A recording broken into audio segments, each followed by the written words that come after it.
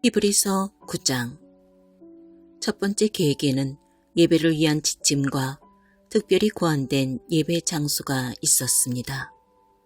바깥을 두르는 큰 장막을 세우고 그 안에 등잔대와 상과 하나님께 드리는 빵을 두었는데 이곳을 성소라고 했습니다. 그런 다음 휘장을 치고 그 뒤에 작은 내부 장막을 세웠는데 이곳을 지성소라고 했습니다. 거기에는 금으로 만든 분향 제단과 금을 입힌 언약궤가 놓여 있었고 언약궤 안에는 만나를 담은 금 항아리와 아론의 쌍난 지팡이와 언약의 두 돌판이 있었고 천사가 날개로 덮는 모양의 속죄소가 언약궤를 덮고 있었습니다. 하지만 지금은 이것들에 대해 이야기할 시간이 없습니다. 이런 것이 갖춰진 뒤에 제사장들이 큰 장막에 들어가 직무를 수행했습니다. 작은 내부 장막에는 대제사장만이 1년에 한 번 들어가서 자기 죄와 백성의 누적된 죄를 위해 피를 제물로 드렸습니다. 이것은 큰 장막이 서 있는 동안에는 백성이 하나님께로 걸어 들어갈 수 없음을 성령께서 시각적 비유로 보여주신 것입니다. 이 제도 아래서 드려진 예물과 제물은 예식과 행위의 문제에 해당할 뿐 문제의 핵심에는 다가가지 못합니다. 백성의 양심을 만족시켜주지 못합니다. 본질적으로 이 제도는 철저히 재정비될 때까지 한시적으로 차용된 제도일 뿐입니다. 그러나 메시아께서 뛰어난 새 언약의 대제사장으로 오셔서 이 창조세계에 있는 옛 장막과 그 부속물을 지나시고 하늘에 있는 장막인 참 성소로 영단번에 들어가셨습니다. 또한 그분은 염소와 송아지의 피로 드리는 제물 대신에 자신의 피로 값을 치르심으로 영단번에 우리를 자유케 하셨습니다. 동물의 피와 정결 예식도 우리의 신앙과 행위를 실제로 깨끗하게 해준다면 하물며 그리스도의 피는 우리의 삶 전체를 안팎으로 얼마나 더 깨끗하게 해줄지 생각해 보십시오. 그리스도께서 성령을 힘입어 자기 몸을 흠없는 제물로 드리심으로 스스로 훌륭해지려는 부질없는 수고에서 우리를 자유케 하셨습니다.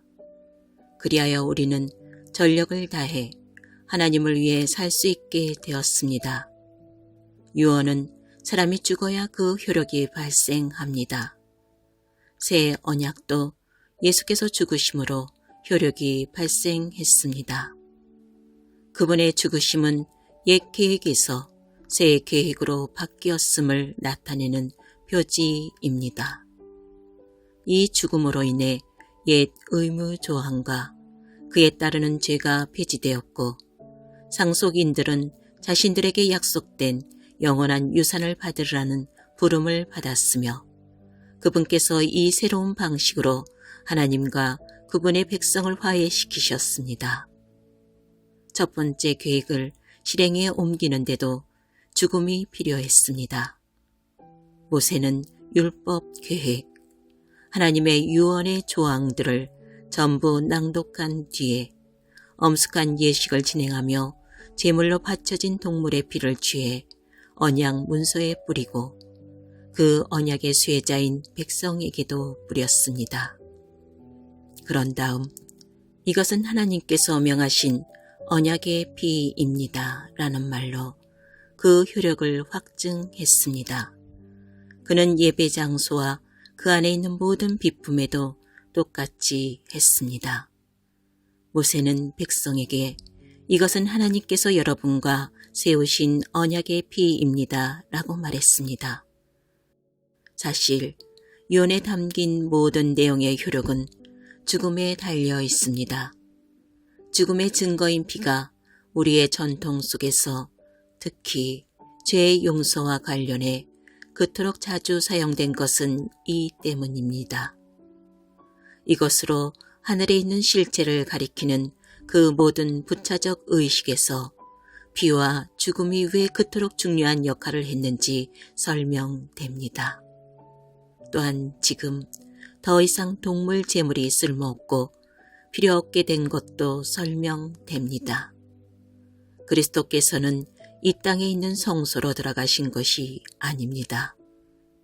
그분은 참 성소로 들어가셔서 우리 죄를 위한 희생 제물로 자기 몸을 하나님께 드리셨습니다. 옛 계획 아래 있는 대제사장들은 해마다 동물의 피를 가지고 성소에 들어갔지만 그리스도께서는 그러실 필요가 없습니다. 만일 해마다 성소에 들어가셔야 했다면 그분은 역사가 진행되는 내내 되풀이해서 자기 몸을 드리셔야 했을 것입니다.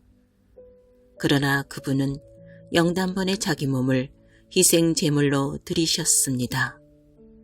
다른 모든 희생 제물을 대신해서 자기 몸을 드리심으로 죄에 대한 최종 해결책을 내놓으신 것입니다. 누구나 한 번은 죽으며 그 후에는 자기 삶의 결과와 마주해야 합니다.